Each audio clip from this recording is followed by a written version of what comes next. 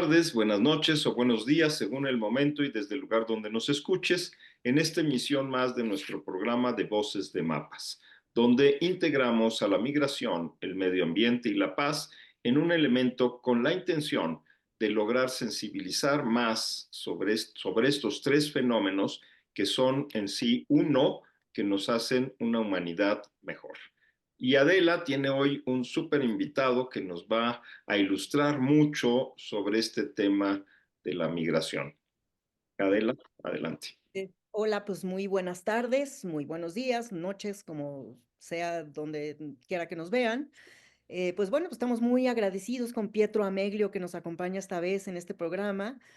Sobre todo, bueno, porque por todo este problema que hay con Gaza, con todas estas implicaciones que tiene que ver pues con la guerra que tenemos encima, con esta escalada de violencia, y qué mejor él para platicarnos y para ponernos en contexto y darnos su punto de vista desde todos sus temas de los cuales él es absolutamente especialista, como es la resistencia civil pacífica, como es la no cooperación, en fin. Pero bueno, antes de entrar en materia con él, pues bueno, lo quiero presentar. Él es, Pietro Ameglio es historiador de la UNAM, con maestría en historia contemporánea, es profesor de la Facultad de Filosofía y Letras, ha impartido en México y en el exterior muchos cursos, talleres, conferencias, etcétera, sobre educación, epistemología, cultura de paz, resistencia civil. Bueno, es estratega de movimientos sociales como el Movimiento de Paz con Justicia y Dignidad y el Yo Soy 132. Es autor de un libro maravilloso que se llama Gandhi y la desobediencia civil, México hoy. Y bueno, ha participado en una antología, bueno, bueno, en realidad es que se llama Cómo construir la paz en el México actual. Bueno, tiene muchos capítulos en libros, tiene un programa maravilloso, una cápsula interesantísima en Rompeviento llamada Pensar en Voz Alta, que siempre es una cápsula muy inspiradora, que es una cápsula en donde podemos realmente profundizar sobre las dinámicas actuales de violencia y las formas de transformación posible. Y bueno, en fin, hay muchas más cosas que podría yo decir sobre Pietro, pero pues no nos alcanzaría el tiempo, ¿no? Entonces, muchas gracias, Pietro, por estar aquí con nosotros. Y bueno, pues como de la situación actual de Gaza y Irán se desprenden muchos temas, ¿no?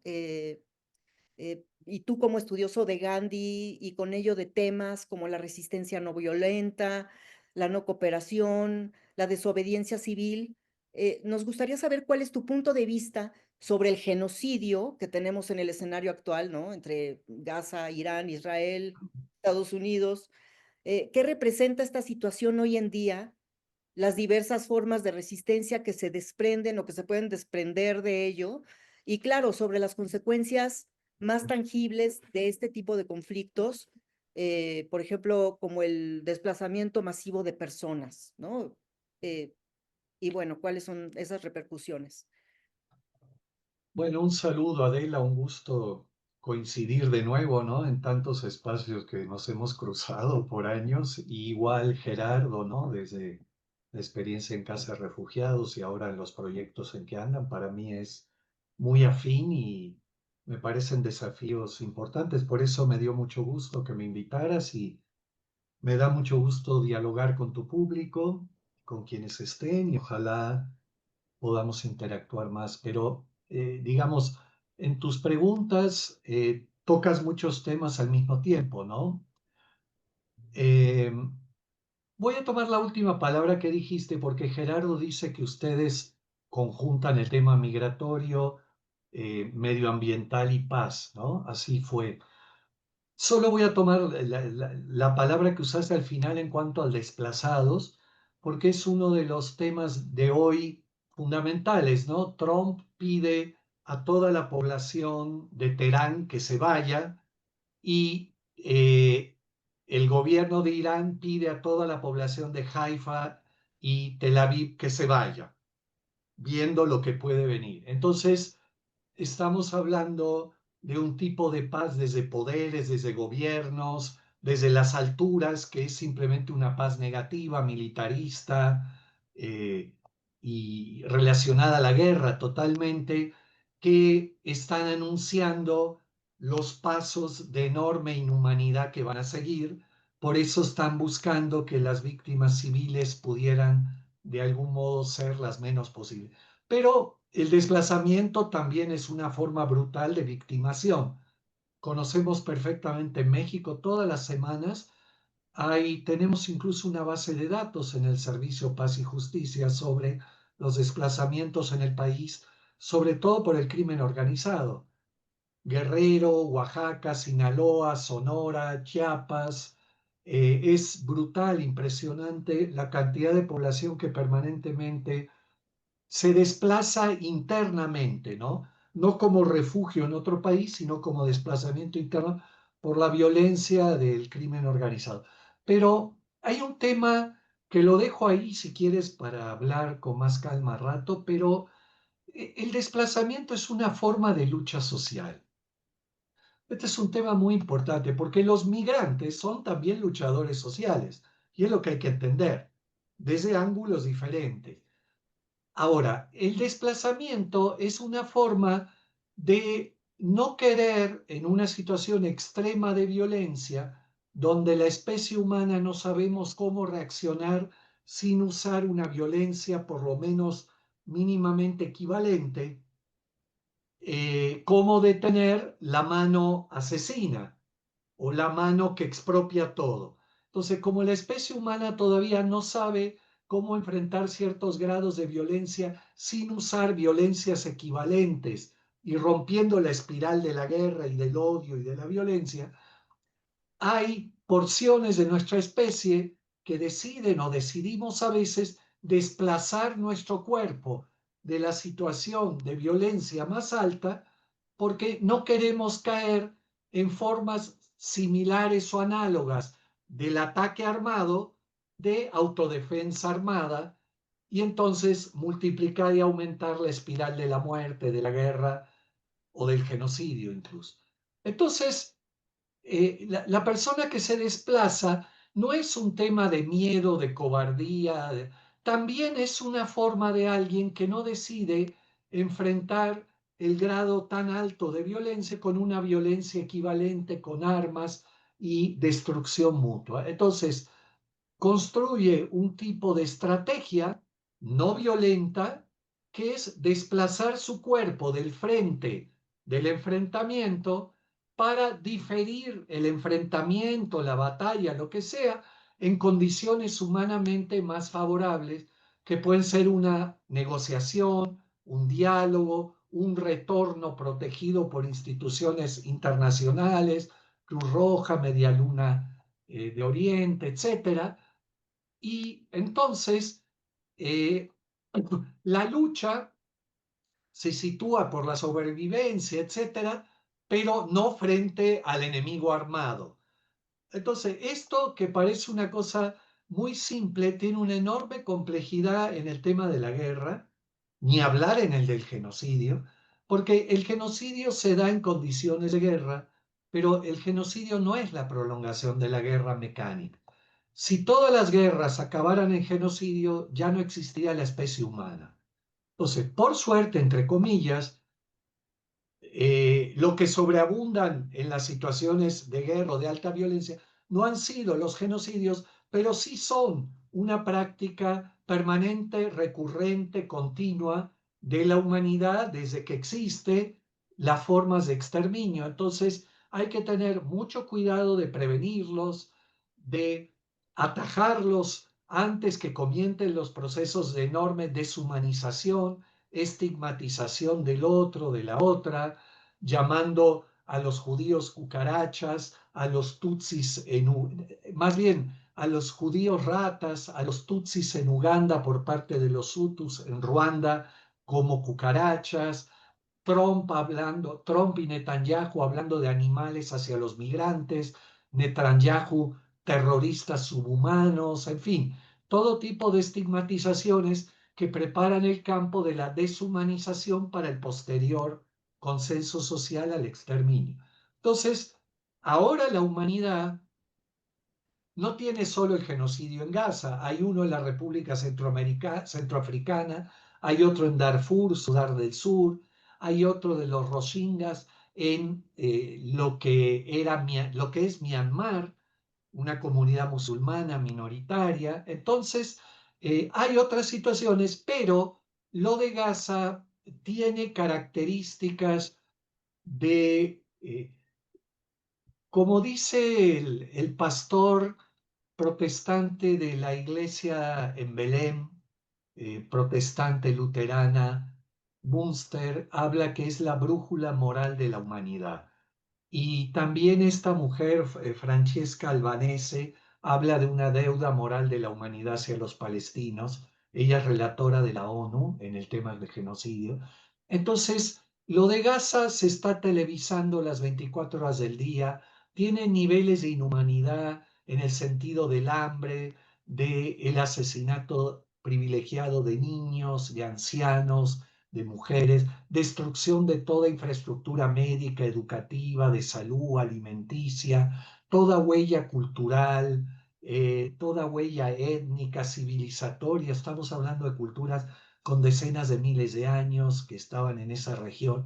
Entonces, y la impunidad internacional, el nulo respeto a las instituciones internacionales por parte sobre todo de las potencias de Israel y Estados Unidos bélicas, con la complicidad europea total, hace que tenga características de deshumanización altísimas y visibles. Por eso también es verdad que a nivel internacional hay un consenso cada vez más grande, hay movilizaciones cada vez más grandes que están en contra y que piden un cese al fuego y la entrada de la ayuda humanitaria, porque cuesta mucho encontrar cualquier justificación mínima de que Israel se está defendiendo, que lo que está pasando tiene que ver con lo del 7 de octubre. Esas son excusas infantiles para niños de pecho a nivel intelectual, histórico, sociológico. Todo eso es completamente falso, hipócrita y no tiene el más mínimo principio de realidad. Es una guerra de conquista económica, de expropiación de todo tipo de puntos estratégicos, geoestratégicos, económicos, militares, etc. Es un descaro. Entonces, por eso pues te agradezco que invites, ¿no? Porque creo que pongas el tema, porque no es una situación de guerra, de violencia cualquiera. En nuestro país estamos llenos de situaciones inhumanas, de violencia, migrante, de desaparecido, pero lo que está pasando en Gaza es otro nivel de inhumanidad y es importante que uses la palabra correcta que es genocidio. ¿Sí? La UNAM todavía no usa esa palabra, no se aprobó en Consejo Universitario. Es un escándalo. Igual las otras universidades, empezando por las católicas, por las de todas las tradiciones. La tibieza y la complicidad es gigantesca, no solo en México, por supuesto. Y también yo creo que el gobierno mexicano, que hace cosas tan valiosas con el humanismo mexicano, que apoyo totalmente, y formas muy positivas de compromiso social con los sectores más vulnerables de todo tipo, creo que ha estado muy a la saga en nombrar genocidio lo de Gaza y en cortar al menos cierto tipo de relaciones, sobre todo de intercambio militar, científico, militar, etcétera, entre instituciones y con el gobierno sionista de Israel. Y ahí también yo creo que la propia Morena tiene una oportunidad de oro de mostrar cierta autonomía con el gobierno y de presionarlo para que no tenga relaciones de cooperación de ningún tipo mientras no pare el cese al fuego, no avance y no haya entrada de ayuda humanitaria. Estamos perdiendo una oportunidad histórica por estar en un plano de cooperación tibia que parecen algunas declaraciones en contra, pero no hay firmeza en romper relaciones claras, por ejemplo, como hizo Chile, cortando y España, quitando su agregado militar, España cortando contratos armamentistas, Colombia quitó a su embajador, Entonces, en las situaciones de genocidio, que aviso, es la acción más inhumana de la especie. O sea, que se entienda bien, es el grado máximo de deshumanización de la especie humana, no digo de las otras especies, de la especie humana. O sea, es lo más elevado. Entonces, en el tema de construcción de paz, de resistencia civil, nosotros deberíamos hacer acciones proporcionales a esa inhumanidad mayor. Y esas acciones no pueden ser declaraciones, conferencias de prensa, documentos, homilías, foros en universidades, algún diálogo. No, tienen que ser acciones en la línea de la no cooperación y la desobediencia civil. ¿Qué es lo que en la espiral de la no violencia y de la construcción de paz es equivalente en el nivel a la espiral de la guerra y la violencia, que tiene en su tope la masacre y el genocidio? Y nosotros en nuestro tope tenemos la no cooperación y la desobediencia civil.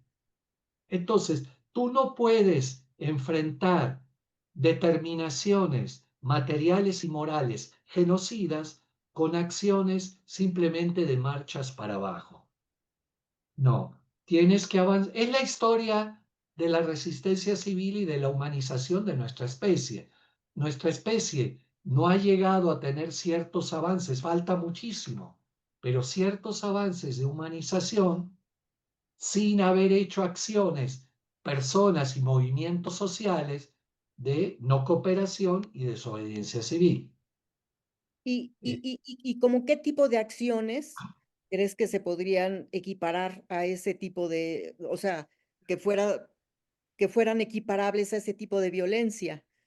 ¿No? Hablando también un poco de que la construcción de paz, la espiral de la construcción de paz es mucho más lenta en su construcción que la espiral de la violencia, ¿no? Que es, pum, súper sí, frontal. ¿Cómo eh, se podría hacer en acciones? sí, mira, la historia muchas veces de la relación entre violencia y no violencia, o paz y guerra, que hay que saber tanto de una como de otra. Es un tema muy importante. Hay que saber, nosotros en los cursos de la UNAM, talleres, trabajamos muchísimo formas de guerra, de violencias, genocidas, inhumanidades, porque si no, no puedes construir paz, no violencia o humanización, porque es como darle palos a una piñata con los ojos cerrados, no le vas a atinar. Entonces tienes que saber dónde actúas, el principio de realidad de cómo se mueve el adversario. Hay una idea en la historia de la paz o de la guerra en el mundo, de que la no violencia es más lenta, más larga, la democracia tarda más, y por eso la tentación de la violencia o del hartazgo total y ya tiro todo y me lanzo a la violencia, es una tentación que ha recorrido a muchísimas gentes, movimientos sociales, tal vez incluso a nosotros, los que estamos aquí en algunas etapas de la vida, en muchas cosas. Incluso se da mucho en la crianza de los hijos, en situaciones laborales, familiares. Pero eso, si uno estudia bien la historia, ve que a la larga es una trampa, porque muchas veces querer acortar el camino a través de la violencia genera situaciones de más violencia y que tardan más en regredir hacia la democracia o la humanización de lo que hubieran tardado procesos constructivos de paz que parecen más lentos y largos, pero que duran más tiempo y garantizan más la continuidad histórica. O sea, es una tentación. Y eso, hay estudios, hay un estudio particularmente de María Estefan, lo recomiendo, aunque he discutido mucho con ella porque es una amiga de otras experiencias, y Erika Chonworth, donde demuestran, comparando en los últimos 50 años revoluciones violentas y no violentas en el mundo, cómo la duración en el mediano y largo plazo de las no violentas ha garantizado muchísima más democracia que las que parecían derrocar a un régimen y sin embargo luego salen regímenes peores, ¿no? Es un estudio que aconsejo y que está muy fácil de conseguir en internet, te lo puedo compartir. Pero, pero voy a la primera parte de tu pregunta porque llevo 1 año y 8 meses prácticamente en campaña, sin saber cómo, pero muy tocado desde el tema del genocidio en Gaza. Yo, por ejemplo, dando la materia de cultura de paz y no violencia en filosofía y letras de la UNAM, ¿con qué cara voy a dar esa materia en medio de un genocidio televisado las 24 horas en la tele, que nace de una masacre de Hamas a una población de 1.200 identidades judías, pero que luego se prolonga en algo infinitamente más inhumano con la acción de Estados Unidos, Israel y las otras complicidades en este 1 año y 8 meses genocidas? Entonces, personalmente, normalizar mis clases o materia y hacer como que no pasa nada es una forma profunda de incoherencia en el trabajo por la paz, y yo no puedo sostener eso frente a los estudiantes, a mí mismo y a lo que me rodea. Entonces, desde el inicio, sin saber cómo, pero yo he tratado, sobre todo en muchos medios, en Rompeviento, en Desinformémonos, pero también a través de Pax Christi Internacional, que es una organización católica muy radical y muy constructora de paz y no violencia, de larga historia, con gente maravillosa en todo el mundo, con quienes estaba en un proceso anterior al 7 de octubre del 23, queriendo que el Papa hiciera una encíclica de no violencia.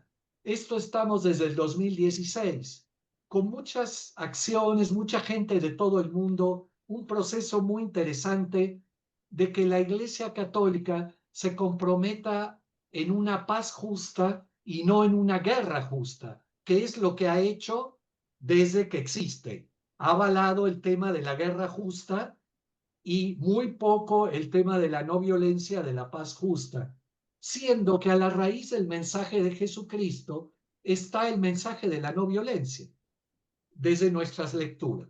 Entonces, con Pax Christi hemos buscado, te voy a decir, 2 acciones de las que podemos hablar mucho y que tienen atrás mucha teoría y práctica de la no violencia.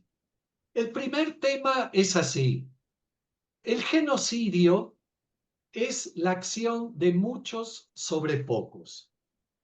Este es un tema fundamental porque todo el mundo de la humanidad cree que el genocidio es la acción de unos pocos locos, sádicos, desequilibrados, Trump, Netanyahu y todos los que se acumulan de ese tipo, sobre Hitler, Calderón en México, sobre, y unos locos que los rodean, desequilibrados, sobre una porción de población que pueden ser 6 millones de judíos, que pueden ser en México 150.000 desaparecidos y 400.000 asesinados, lo que está ahora en Gaza, 2.200.000 de población desplazada, todos están desplazados, y 55.000 asesinados en 1 año y medio, ¿no? Entonces, un grupo pequeño de gente desequilibrada en muchas razones, ideológicamente y todo, genera una acción de exterminio sobre millones, cientos de miles. Pol Pot en Camboya, 3 millones de camboyanos asesinados a machetazos, igual en Ruanda, etc. Eso es falso históricamente. El genocidio no se puede dar sin porcentajes gigantescos de población que van desde el silencio, la indiferencia, mirar para otro lado, la estigmatización, hasta apretar el botón o el arma para exterminar. O sea, para que Trump, Netanyahu, Hitler y otras situaciones, lo que hemos vivido en México con Calderón, por ejemplo, pudieran hacer esos niveles de exterminio de población, se necesita que porciones gigantescas de poblaciones, en el caso europeo contra los judíos, checoslovacos, italianos, polacos, franceses, alemanes, austríacos, húngaros, se hicieran los distraídos fueran cómplices directos o participaran en forma genocida. Entonces, la pregunta de hoy en día no es que Netanyahu es el genocida y su cuartel militar que está lleno de gentes, igual que Trump, de gente horrible que lo rodea en todo sentido. No, la gran pregunta de Gaza es, y es fuerte, ¿dónde está la población de Israel en este genocidio? Y esto que digo no lo estoy diciendo en el programa, llevo 1 año y 8 meses diciéndolo en cuanto foro y también ante población de Israel y preguntando qué es lo que pasa con la población de Israel masiva, porque en Israel hay movimientos de oposición a Netanyahu muy fuerte, empezando por los familiares de los rehenes de Hamas. Son heroicos, increíbles, empezando por los objetores de conciencia al servicio militar, que es un movimiento de jóvenes en Israel heroico que han pasado los niveles de tortura, de represión más increíbles del gobierno por décadas, empezando por ONGs de diálogo con los palestinos, pacifistas. Hay una enorme fuerza no violenta, pacifista israelí, pero al lado de la mayoría de la población, los decenas de millones, no representan una fuerza capaz de neutralizar el poder, el silencio mediático, político, universitario, institucional cómplice. O sea, el gran problema, que es una de las acciones que de seguro ayudarían muchísimo a parar el genocidio, no digo del todo, pero ayudaría, es, escucha esto, que la población de Israel masiva, millones, estuviera en la calle, en acciones de desobediencia civil, bloqueando el Congreso, la casa de Netanyahu, la oficina, todo tipo de instituciones de guerra, ministerios militares, Mossad, todo en forma no violenta y pacífica, y permanecieran ahí acampando, no dejándolos trabajar ni nada, y diciéndole a Netanyahu, o te vas a tu casa o a la cárcel, o paras el genocidio. Pero no vamos a permitir que siga la maquinaria genocida y nosotros en nuestra casa viendo tele con noticias manipuladas y falsas y diciéndonos que no pasa nada con Irán bombardeando a todos los niveles o con Israel matando de hambre a cuanto niño, mujer, palestina hay. ¿Sí? Entonces, ese es una de las variables claves. Por supuesto, uno diría, también en Estados Unidos ayudaría bastante, pero digamos que el primer gran frente tiene que ver con la población civil israelí que o está no queriendo ver o está manipulada en un nivel religioso, ideológico increíble, o está en una forma ya excesiva de complicidad, aduciendo que ellos no son parte y que el gobierno los defiende. Entonces, la desobediencia civil masiva de la población de Israel dentro de Israel, sacando a Netanyahu de los espacios de poder y ocupándolos con lo que en la no violencia se llama firmeza permanente. Esta es una idea de los brasileros que es muy profunda y que quiere decir que me voy a quedar ahí hasta que cambies tu política.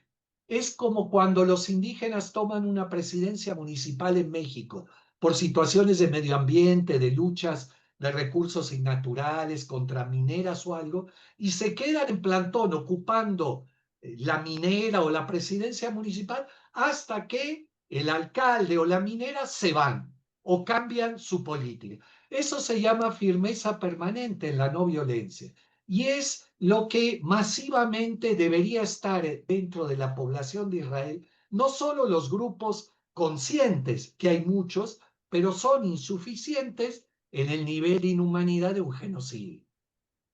Pero ¿qué pasa en ese sentido con la represión?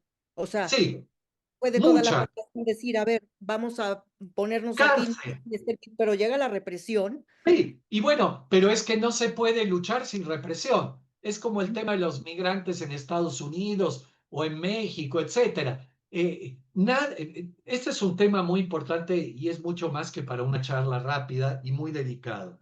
La no violencia no propone martirios, no propone formas de masoquismo. Hay estrategias tácticas importantes para bajar el nivel de la represión, para lo que se llama acumular fuerza moral, que es lo que impide la represión, porque evidentemente reprimir a 50.000 que están ahora en marchas se puede dar, pero reprimir a 3 millones en la calle de la clase media y de la clase alta no es tan fácil, porque en realidad la batalla de fondo de la lucha social es acumular fuerza moral, mucho antes que bombas y fuerza material, fuerza moral. Y Netanyahu, su fuerza moral la puesta sobre el silencio y la, eh, la complicidad, incluso indirecta, no digo directa, de porcentajes gigantescos de la población. Entonces, lo que hay que hacer es romper ese silencio y esa complicidad y dejar de cooperar con ese silencio y complicidad para que avance el proceso genocida. Entonces sí, puede haber riesgo de represión, sin duda, pero cuanto mayor es la gente y más no violenta es la acción y no se cae en provocaciones, más difícil va a ser el tema represivo, que sí puede llegar, pero también un poco en el sentido no masoquista, no martirológico de Gandhi, pero sin sufrimiento no va a haber cambio social y no hay lucha social. Entonces, cualquier persona que va a estar en un terreno no solo solidario, o sea, apoyando al que lucha, sino enfrentando en este caso a Netanyahu, diciendo, o te vas a tu casa y dejas el gobierno, o te vas a la cárcel porque está lleno de juicios de corrupción, o paras el genocidio y dejas entrar ayuda humanitaria. Entonces, ese tipo de acciones a nivel de millones, por supuesto, inhiben mucho de la represión, pero es un riesgo. Y bueno, es parte del costo del sacrificio. Nadie va a parar una política genocida sin sacrificar algo y sin enfrentar. Pero hay tácticas no violentas para enfrentar lo inhumano. Y te quiero poner también a Gerardo el segundo tipo de acción en la cual llevo 1 año y 8 meses. Incluso el año pasado fui al Vaticano queriendo hablar con el Papa, fui a hablar al Vaticano, estaba su secretario personal y otros. Mi ponencia fue al Papa preguntándole, lo hice el 25 de octubre en un seminario de Pax Christi en el Instituto de No Violencia del Vaticano. Mi objetivo era hablar al Papa y decirle así, porque así se tituló la ponencia. ¿Por qué el Papa no está en Gaza? Es algo que como católico no me entra en la cabeza. Sinceramente, he escuchado todas las excusas. No, que está muy viejito y enfermo. Me la dijeron en el Vaticano. Y yo le contesté a un cardenal, ¿sabe qué? En septiembre de el 23, yo fui en octubre del 24, el Papa hizo el viaje más largo de su pontificado. No, perdón, en septiembre del 24, no del 23. Fue a Indonesia, al sureste asiático. Fue el viaje más largo de su pontificado.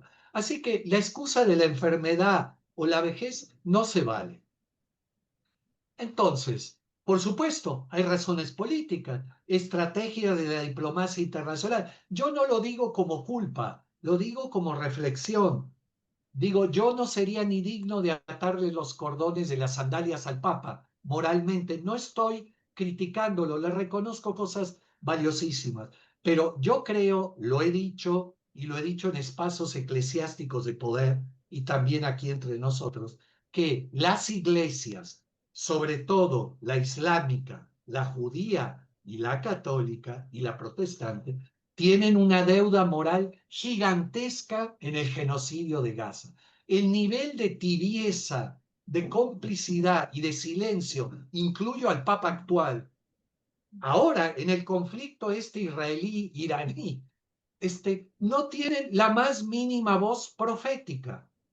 Entonces, ¿cuál era la acción que propusimos como Pax Christi al Papa Francisco I? Desde todo el año pasado, que el Papa, un líder islámico, un imán, y un líder rabino representativo y pastores protestantes de distintas tradiciones y ortodoxos cristianos fueran a Gaza, adentro. Pero es que Israel no los va a dejar entrar como a la marcha de Gaza o a la flotilla de la libertad. Claro que no los va a dejar entrar. Por eso la firmeza permanente. Hay que tratar de entrar caminando en forma no violenta. Y si no te dejan, te paras en la frontera, te sientas y empiezas un proceso de oración y ayuno, donde te dejen. Y vas a ver lo que pasa a nivel internacional. Entonces, claro que no te van a dejar, pero ahí está la fuerza de la no violencia. Y se reunieran dentro de Gaza, quedándose en ayuno y oración. Ayuno y oración, las dos armas más poderosas de cualquier religión del mundo, en particular Islam, judaísmo y cristianismo. Y escucha esta parte, los familias palestinas bajo el genocidio y junto a las familias israelíes de los rehenes, juntas, porque las dos son grandes víctimas de esta situación de masacre primero y genocidio después. Eso para mí, desde la experiencia de la no violencia, podía tener condiciones de crear un momento de alto al fuego, porque creo que sería difícil para las fuerzas israelí o norteamericana cargar con la muerte del Papa o de algún imán o jefe rabino o de otras tradiciones cristianas. Entonces, podía haber hecho un poco una situación de, bueno, vamos a parar un momento y a ver si hay otro camino. No digo que funcionara, pero la no violencia y la resistencia civil tiene otra cara importante que no es la masiva de millones de judíos israelíes en la calle, en desobediencia civil, sino que puede ser figuras sociales con mucho poder social, Moral. como es el Papa, con mucha fuerza moral y poder social, como el Papa, como un imán, como un rabino de alto poder, puestos en medio de situaciones de alta inhumanidad y violencia.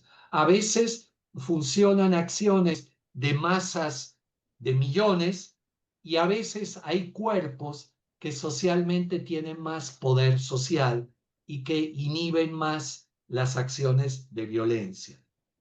Poder social no quiere decir ante Dios. Ante Dios, tú, yo y Gerardo tenemos el mismo lugar que el Papa. Yo lo creo profundamente. Pero socialmente, el poder social institucional que tenemos no es el mismo. Y hay que usar ese poder social a favor de la no violencia y de la paz. Entonces, ese es otro ejemplo de acción para mí que no sé por qué no se ha podido dar y que se ha probado en muchas formas, no solo yo mismo, sino digo desde Pax Christi y otros niveles, y que yo creo que ayudaría, y ayudaría ahora también con esta situación de Israel e Irán. Pero el silencio de las iglesias, de las universidades, de instituciones del arte y la cultura frente al genocidio de Gaza es algo atroz, atroz. Ujú. O sea, se llevan más digamos, como por la fuerza política, ¿no? O sea, es decir, lo que quiero decir con esto es un poco como dejarse llevar por em, como por esta fuerza política del silencio que por una fuerza social, ¿no? O Sí, sea, hablando cuidado. del poder de las iglesias, que por política, entonces mejor no ponen el cuerpo, ¿no? Por Sí. alguna representación o por alguna, eh, pues no sé, por No, por alguna complicidad. repercusión, ¿mandé? No, ¿Perdón? de lo que estamos hablando es de complicidad, Sí, o de sea, complicidad, claro. cooperación con el genocidio.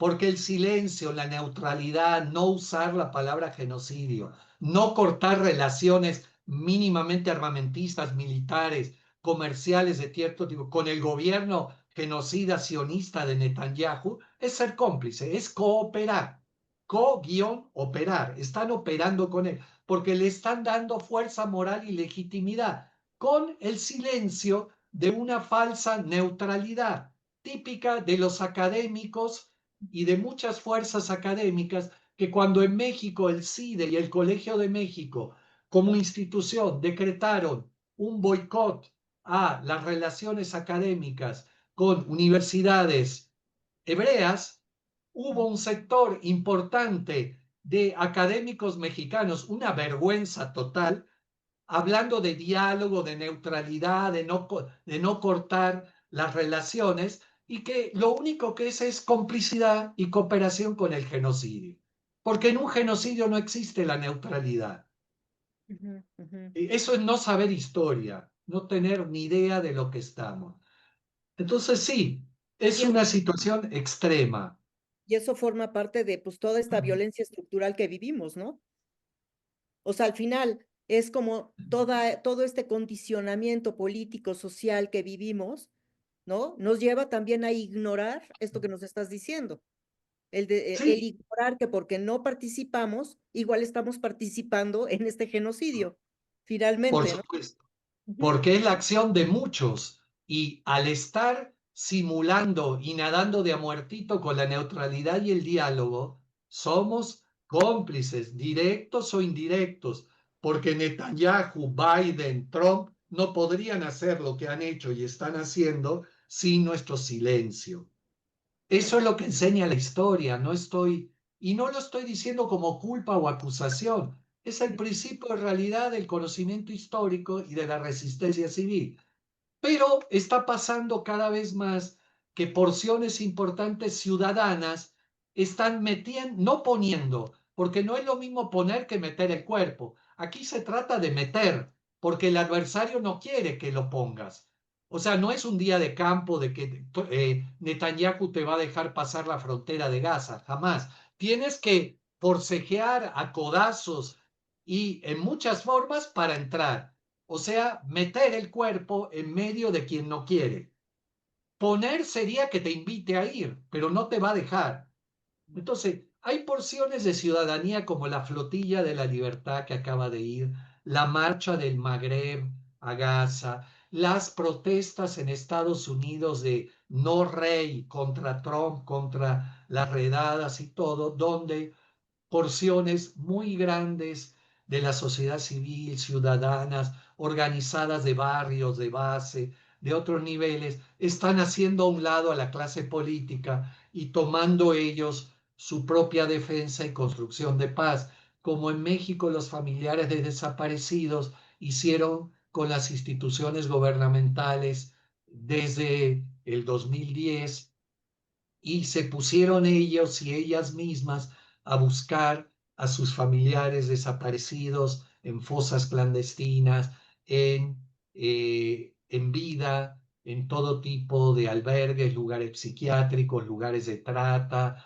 en fin, todo tipo de espacios en vida y también en morgues o en fosas clandestinas a partir del apoyo también anónimo de la sociedad civil que ayudó a dar datos o pistas de donde pudieran haber.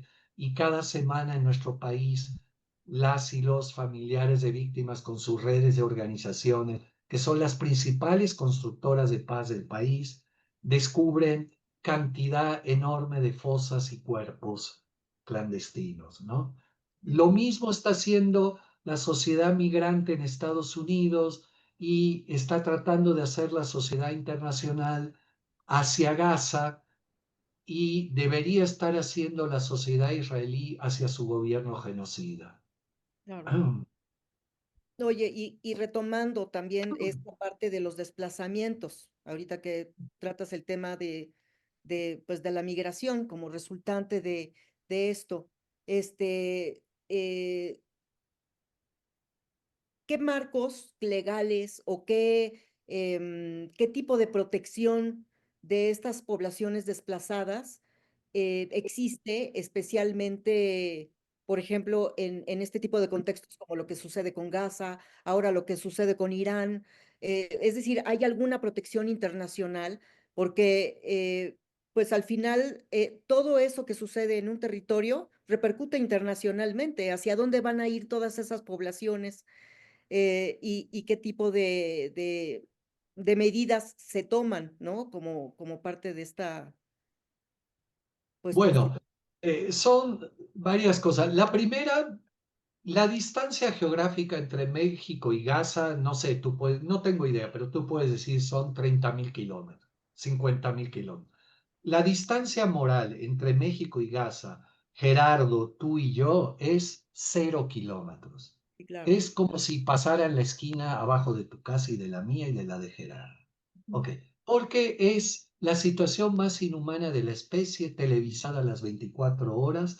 Y ahora viene tu pregunta. Con la impunidad institucional, legal, Corte Penal Internacional, Tribunal Penal Internacional, todo, las Naciones Unidas en todos sus colores, Claro. todos han hablado de genocidio, de cese al fuego, de entrada de ayuda humanitaria y el poder unilateral, dictatorial de Estados Unidos, de Netanyahu y de los silencios cómplices de sus poblaciones han permitido, por ejemplo, uno de los principales exterminios internacionales, además de las familias palestinas y de los rehenes israelíes, es el derecho internacional.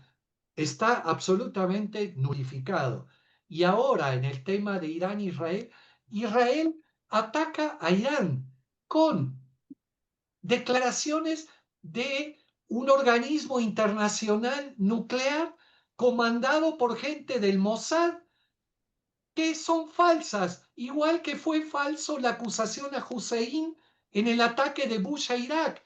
Todo mundo en 6 meses vamos a tener todos los documentos de que es falso lo que dice Netanyahu sobre la industria nuclear iraní en cuanto a exterminio. Sin embargo, les va a permitir buscar, ojalá no lo logren, esto. Entonces, la simulación, la falsa. Estados Unidos la semana pasada no quiso firmar una declaración de la ONU de cese al fuego en Gaza. Es increíble que alguien mínimamente que se llame humano no quiera cese al fuego en Gaza.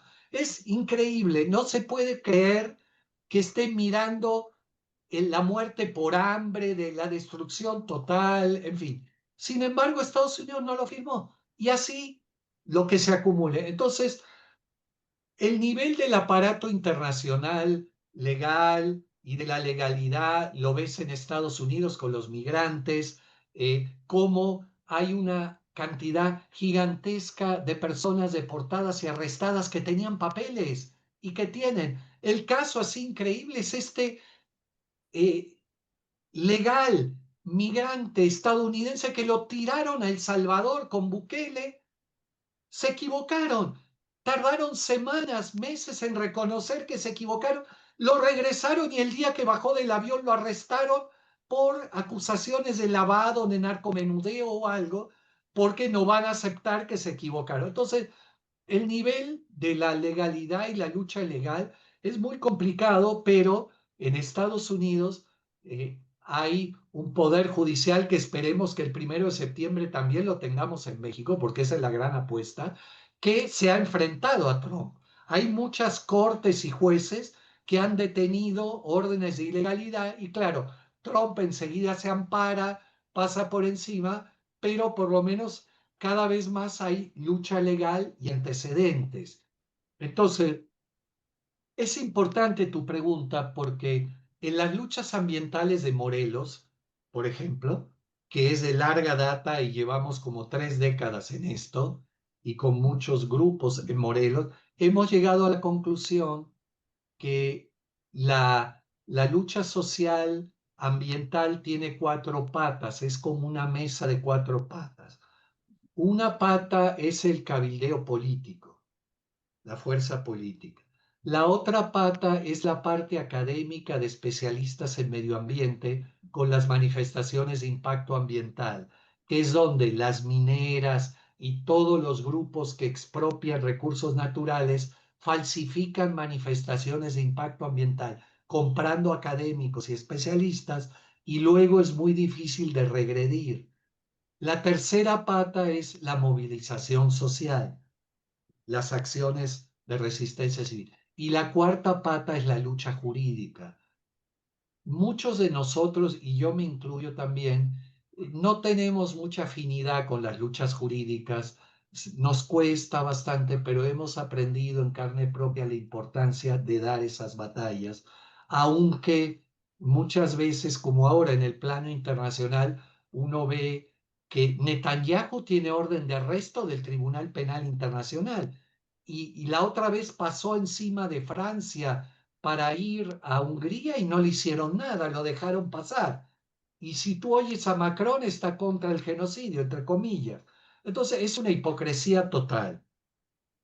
O sea, al Pero final, las luchas jurídicas a veces también contribuyen a todos esos sí, genocidios, son ¿no? indispensables. Y lo que está haciendo en parte el gobierno mexicano de apoyo jurídico a los migrantes y consular es muy importante, porque esa indefensión la toma el adversario, en este caso el nivel de violencia e impunidad de Trump no tiene límite, y lo usa como fuerza moral, porque él habla de una legalidad que no existe, igual que Netanyahu habla de una legalidad contra Irán totalmente inexistente, creada por un organismo de energía nuclear totalmente espurio, pero por eso lanzó una invasión y quién sabe lo que puede pasar, ¿no?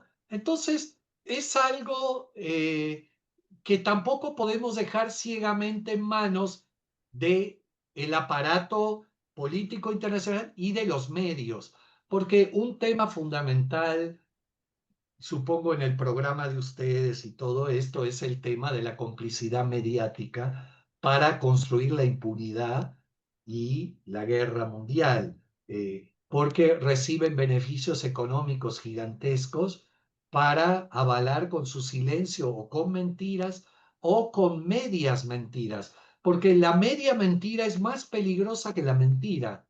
Entonces, encubren la legitimidad de los genocidios y el despojo ambiental, migrante, de la guerra. Sí, se encubre desde que, como dices, ¿no? Que no se emplea la palabra genocidio.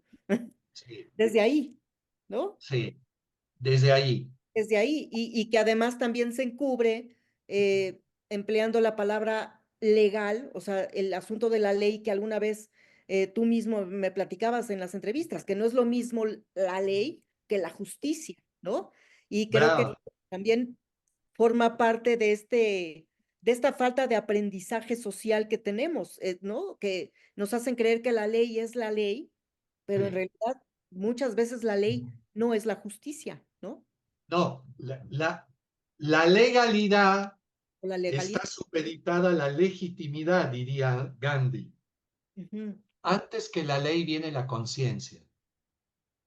Hace 60 años era legal que las mujeres no votaran. Hace 120 años era legal detener esclavos. La población no sabe que la ley es dinámica y cambia. Ese es un dato histórico que no se conoce. Entonces, la ley, a partir del aparato mediático y político más conservador, se sacraliza y se cree que está congelada, reificada y que nunca ha cambiado. La ley hay que permanentemente cambiarla.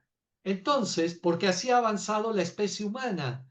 Entonces, justamente los medios son un arma letal para el infantilismo social. Infantilismo en el sentido de creer ciegamente lo que dice la autoridad o el comentócrata mediático o el político opositor interesado en ciertas cosas que miente todo el tiempo. Entonces, la gente toma el medio y dice, Israel se está defendiendo. Pero dos, no se hace la pregunta de que quién lo está atacando. Pero ¿cómo me defiendo si yo ataco? ¿Dónde está esa contradicción epistémica elemental? No, pero es que Netanyahu dice nos defendemos. El comentócrata de derecha, mentiroso al cubo, dice se está defendiendo y toma la declaración de Netanyahu y no toma otra cosa. Entonces, en ese esquema, quien está construido en una obediencia ciega a la autoridad, al comentócrata y al político, sin reflexionar y preguntarse si es verdad o no, obedece ciegamente lo que le dice. Entonces dice, adelante, sigue bombardeando porque te estás defendiendo. Sin embargo, si uno pregunta, ¿y de qué se defiende? Nadie, todo el mundo se queda con la boca abierta porque no hay respuesta, no se está defendiendo de nadie, porque nadie lo ha atacado. Entonces, ¿cuál es la justificación de un tipo de ataque de ese estilo? O el tema palestino. Entonces, hay un cóctel letal, epistémico, reflexivo, a partir de lo mediático, de la construcción de la ley como algo sagrado, de la construcción de la obediencia ciega a la autoridad a priori, que está en la raíz de la cultura humana en muchos sentidos, desde la familia, el trabajo, las iglesias, que es el arma más letal para la cultura de paz y para la no violencia, porque la no violencia pone antes la conciencia que la ley. Y bueno, pues ahora sí que, ¿qué lecciones podemos extraer, ¿no? De los conflictos, como el de Gaza, como todo esto que has platicado, eh, sobre cómo manejar humanitariamente y de forma sostenible a las poblaciones desplazadas, las poblaciones que están vulneradas por este tipo de acciones violentas? ¿Cuáles serían las acciones que nosotros podríamos Bueno, tomar y los aprendizajes? o sea, eh, personalmente jamás trabajo con manuales o recetas o, o cosas ya construidas, entonces jamás me vas a Y ver. además los contextos son diferentes, pero al final, Entonces, todo depende del principio de realidad de la situación donde estás. Una primera herramienta importante epistémica, intelectual, es que no es lo mismo ser solidario que luchar. Fundamental. También para proteger tu propio cuerpo y tu identidad y saber cómo te ve el adversario. El solidario es alguien que apoya al que lucha. El que lucha tiene un adversario enfrente que no lo quiere. Entonces, hay situaciones en las cuales tú puedes ser solidaria con los migrantes de Los Ángeles, por ejemplo, con tu programa y el de Gerardo. Perfecto. Pero los migrantes de Los Ángeles tienen enfrente al ICE y ellos sí tienen que luchar y tienen que conocer de estrategias y tácticas de la resistencia civil, de la no violencia y cómo el adversario actúa con la lógica del exterminio, de la obediencia ciega a la autoridad y de la ilegalidad, llamándose legal. Entonces tiene que conocer esa lógica y construir acciones individuales, familiares, barriales, locales y nacionales, en la escala que sea, de movilizaciones de masas, de diálogos, de cabildeos, de legalidad y también de no cooperación y desobediencia civil. Entonces, en la medida de dónde está tu cuerpo, es en la medida de si estás más cerca de formas de lucha social o de solidaridad. A lo mejor en tu espacio de trabajo, donde estabas antes, ahora o de lo que sea, estabas en una lucha directa muy pesadita. Aunque, claro, no es la lucha genocida de Gaza, pero es una lucha. Y uno también, donde está, puede estar siendo solidario con las madres buscadoras o yo fui al Papa a decirle por qué no estaba en Gaza. Ahí sí enfrenté directo el tema. Pero con las madres buscadoras en las fosas de Jojutla me sumo en forma solidaria a acompañar sus búsquedas forenses y de restos humanos, pero acompañando. Entonces, esto es muy importante, no es una cuestión teórica. Y hay que conocer de resistencia civil, porque hay gente que cree que dando una conferencia o en un programa de radio está parando el genocidio en Gaza. No, yo tengo una mente muy construida sobre la acción directa hacia el problema.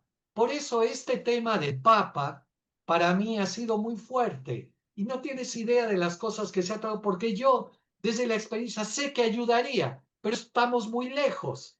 Ok, pero es una lucha. Pero junto a esto hicimos una exposición con estudiantes palestinos musulmanes de la Universidad Al-Quds de Jerusalén y estudiantes de la UNAM nuestros de Filosofía y Letras por Zoom durante 3 meses el año pasado, que se llama Ya basta, alto al genocidio en Gaza. Son 28 paneles. Ha dado la vuelta por muchas universidades de todo tipo de México y prepas, ¿sí? Todo tipo de universidades. Y también en sinagogas de Estados Unidos, porque es bilingüe. Son 28 paneles de 1,20 por 60, bilingües, que explican desde qué es un genocidio hasta qué está pasando y qué se puede hacer en Gaza. Pero esa es una acción para crear conciencia en la calle, en las universidades, en los espacios públicos, en Internet, pero no va a parar el genocidio en Gaza, pero ayuda a sumar legitimidad y a que la gente sepa un poco más de que lo que está haciendo Israel y Estados Unidos no es autodefensa del 7 de octubre, es un genocidio de ocupación territorial, de recursos naturales, de destrucción ambiental, de hambre, como no tiene paragón en la historia recién, ¿sí? Entonces, ayuda a pensar, pero personalmente me sentiría mucho más afín si pudiera construir algo más cercano a la población en Palestina, pero ahorita no hay esas condiciones y es complicado, ¿no? Claro. Y dirías, oye Pietro, ¿por qué no fuiste con la flotilla que fue La verdad no me invitaron, pero lo hubiera pensado seriamente, porque yo soy más de ese estilo de meter el cuerpo en el terreno. Creo más en eso. Pero bueno, no se los migrantes, y aquí voy a la pregunta inicial de Gerardo, son luchadores sociales y son heroicos y están haciendo cosas hermosas, no solo en Los Ángeles, en todo el país, de organización barrial, de cuando pasa algo en una casa, ir todos a pararse frente a la puerta y no dejar entrar a la migra sin un papel, porque no es lo mismo que una familia pida un papel a que haya 50 personas pidiendo una orden de cateo, etcétera. Entonces, tienen también la experiencia de César Chávez, un gigante mexicano, estadounidense, de la no cooperación, del boicot, del valor y también de la fe cristiana, porque era un católico guadalupano radical. Tienen la experiencia de Luther King, tienen la experiencia del trabajador católico y del movimiento anti-Vietnam de la guerra y de muchas luchas de todo tipo y están saliendo a flote permanentemente con liderazgos y experiencias y poco a poco van a ir enfrentando cada vez más la impunidad y la violencia ilegal de Trump. Nos vamos a llevar sorpresas, porque también hay una cosa importante en la resistencia civil que se llama el judo político. Esto es fundamental hoy, que es algo de la teoría de Gene Sharp que le llama jiu-jitsu o judo político. El judo político se basa en que usas, como en el judo, la fuerza del adversario contra él sin golpearlo a él, sino que te corres, se sigue de largo y cae. Y lo que va a pasar con Trump y Netanyahu y con Estados Unidos en mucho, y con Europa, pero también con Putin y China y otros, que este nivel de impunidad, ilegalidad y violencia criminal sin nivel de humanidad se les va a revertir. Y yo no puedo creer que a Netanyahu esto que está haciendo con Irán no se le revierta en contra y tenga que salir o a la cárcel o quién sabe dónde. No le deseo la muerte, pero es una persona que ha hecho mucho daño y la gente que lo rodea y el aparato internacional de la extrema derecha, incluso atreviéndose a hacer saludos genocidas saludos nazis en Estados Unidos, en Europa o algo, son cosas que la humanidad creía haber dejado de lado y prohibido y cada vez más emergen. Entonces, estas acciones de tan alta inhumanidad se les pueden revertir en contra. Pietro, pues, Pues, yo no quisiera ponerle un punto final a esto. no, sí, Desgraciadamente el tiempo nos ha comido. sí. Como le comenté a Adela, yo no quiero ni preguntar porque quiero ir a Pietro completo, que todo, y No, efectivamente, yo espero que todo esto que hiciste hoy por nosotros y por quien nos escuche, levante un poquito la humanidad tan perdida y que todos tomemos esa conciencia y tomemos esas acciones y como dices, pongamos el cuerpo, no nada más los discursos o las solidaridades sin acciones. Te agradezco muchísimo y espero que nuestro auditorio tome en cuenta toda esta sabiduría que hoy nos compartes y que esto se propague y cada vez haya un poquito más de humanidad que intervenga en Gaza y en todos los lugares donde están sucediendo una serie de atrocidades que si abriésemos todos los ojos y pusiésemos el cuerpo como bien nos enseñas, tal vez no serían tantos. Muchas gracias, Pietro. a ustedes, y no soy yo, es una cultura que nos obliga a luchar, a resistir, a enfrentar, humildemente, pero con audacia. Claro, no, estoy de acuerdo que es también aprender, ¿no? En esta cultura, aprender lo que es la resistencia civil, la no cooperación. Son aspectos que creo que a nuestra cultura mexicana nos falta mucho, ¿no? Por aprender y saber cómo integrarnos, pues cómo sumarnos, digamos, a esta, ¿no? A este tipo de causas sociales, ¿no? Saber cómo meter el cuerpo, como dices, crear actos simbólicos, tener más, más también como más, una visión más estratégica en ese sentido, ¿no? Entonces, pues yo también te agradezco mucho, Pietro, siempre con muchos temas, que además me dejaste rodando con otros temas que pueden irse profundizando a raíz de todo lo que, de todo lo que dices. Y bueno, pues es lo mismo que Gerardo, invitamos a nuestro auditorio a que reflexione, ¿no? Sobre todo, sobre todas estas implicaciones. Y si pueden, como siempre, compartir este programa para ir creando una red cada vez más grande y una red de conciencia, pues se los agradecemos muchísimo. Y bueno, pues hasta la próxima. Muchas gracias. Muchas Gracias, Solo gracias. Gerardo. una pequeña frase de medio segundo. Fíjate, uno a veces no quiere luchar porque cree que va a sufrir, pero en realidad, y es la experiencia con los jóvenes y quienes nos han enseñado, el que lucha es feliz, aunque sufra. Claro, claro. Totalmente de acuerdo. Y sufre más el que por ese miedo al sufrimiento Bravo. no se enfrenta. No lo quería decir, pero lo creo No, claro, profundamente. claro. Sí, el que se enfrenta y lucha sale de la tibieza, ¿no? Ya, deja de ser Eh, tibio. Pues bueno, muchas gracias. gracias. Muchas gracias. Ah.